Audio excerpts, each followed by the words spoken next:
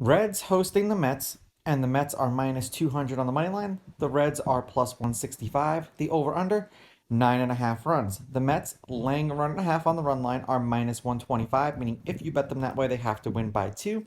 And the Reds getting a run and a half on the run line are plus 105, meaning if you bet them that way and they win this game outright, you'd win. They lose by one, you win. Scherzer pitched once against the Reds last year, six shutout innings, and the Mets actually lost that game 1-0 in Cincinnati. And Weaver has not pitched against the Mets either last year or this year. Now the Mets are 3-2 as a team in the games in which Scherzer has started. He's averaging 4 1/3 innings pitched and 4 strikeouts per game in those games. So essentially a strikeout an inning.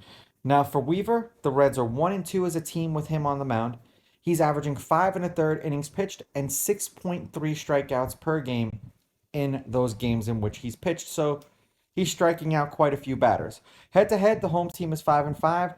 The home team's on a 3-game winning streak. The Mets are on a 4-game winning streak. The Mets are 7-3 against the Reds in their last 10 meetings. The favorite winning these games by 2 runs or more, laying a run and a half, is 6-4. The favorite on the money line is 7-3. There's only been 2 one-run games in their last 10 meetings, none in their last 4. The under is 6-3-1 in their last 10 meetings, and the under 9.5 runs is 7-3. The last game they played was a 3-game. The last series they played was a 3-game series in New York last year. The Mets won 10-2, 6-2, and 5-1. And their last handful of games overall, the Mets are 3-7 in their last 10, and they are 1-3 in their last 4. And if we want to go back, they're 1-5 in their last 6 games. Not very good. 2 runs, 1 run, 7 runs, 19 runs. Shutout and a loss, 1 run and a win, 2 runs and a loss, 6 runs in a loss. For the Reds, they are 1-3 in their last 4 and 5-5 in their last 10. 8 runs, 9 runs, 8 runs, 21 runs.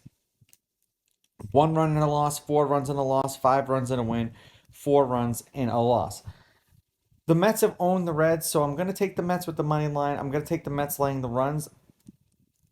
The Mets really haven't been scoring, so that's why I'm a little torn to take the over, but the Reds have been giving up a decent amount of runs, so I'm going to go over for that reason. These are just my picks. If you disagree, please go with your gut, and please bet responsibly.